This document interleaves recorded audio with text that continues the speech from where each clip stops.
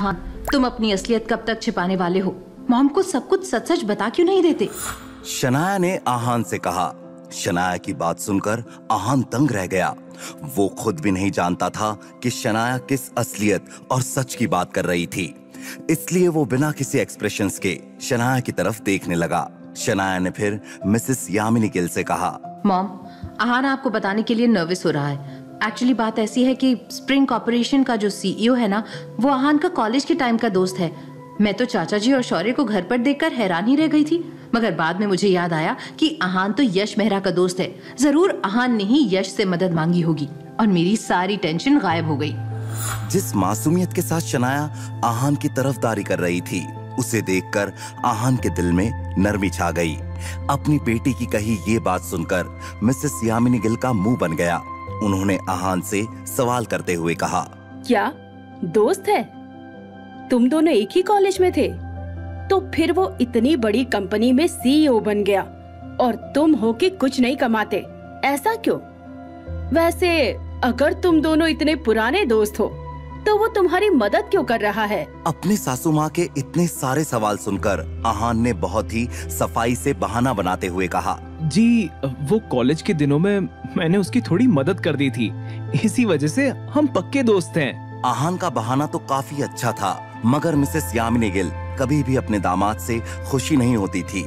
इसलिए उन्होंने आहान को डांट लगाते हुए कहा, अब ये भी कोई सेफ सिचुएशन नहीं है। अगर किसी दिन तुम्हारा उस सीईओ से झगड़ा हो गया तो मैं पहले ही बता रही हूँ कि अगर कुछ गड़बड़ हो गई तो तुम शनाया को डिवोर्स देकर चले जाना।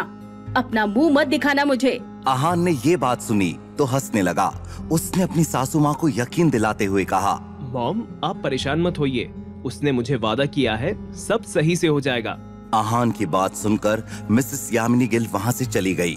जाते हुए उन्होंने मन ही मन में कहा, अगर ये आहान भी उस यश मेहरा की तरह होता तो मुझे ब्लड प्रेशर की दवाई खाने की जरूरत ही ना पड़ती।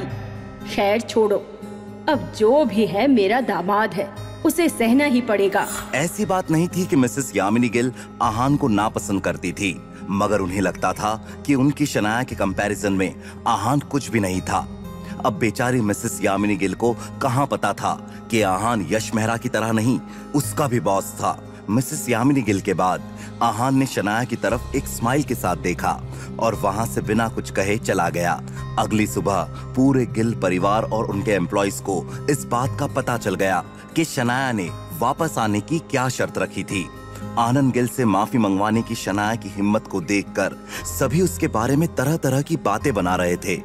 गिल परिवार में आनंद गिल उन सब के लिए किसी भगवान से कम नहीं थे। उनके सभी पर कई सारे एहसान थे। और दूसरी तरफ शनाया वो एक बेवकूफ लड़की थी जिसने एक बहुत ही गरीब लड़के से शादी की थी। वो लड़का जो ना ही कुछ कमाने के लायक था और ना ही अपनी बीवी को संभालने के, मगर फिर भी किसे पता था कि असल में सच्चाई क्या थी। सुबह से मिसेस यामिनी गिल को उनके रिश्तेदारों के कॉल्स आ रहे थे जो उन्हें भला बुरा सुना रहे थे। अब तो मिसेस यामिनी गिल और शनाया परेशान हो गई थी कि तभी डोरबेल बजने लगी।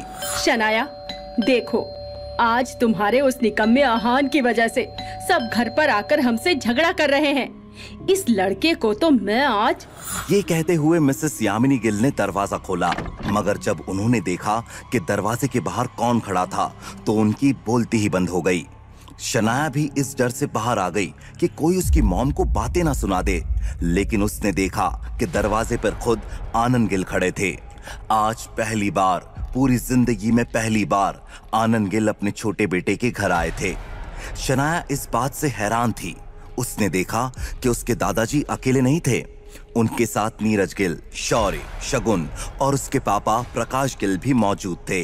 उन सबको देखकर शनाया और मिसेस यामिनी गिल के दिल में तहलका मचा हुआ था।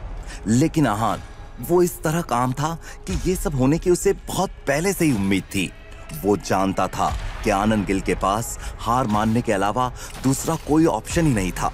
भले ही गिल परिवार के लोगों की नजरों में आनंद गिल एक बहुत ही कामयाब और अच्छा इंसान था, आहान के लिए वो किसी चालाक लोमड़ी से कम नहीं था जो जरूरत आने पर उसी के सामने झुक जाए जिसे मारने की साजिश कर रहा हो।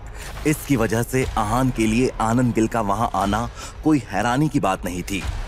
जैसे ही आनंद गिल ने घर के अंदर अपने कदम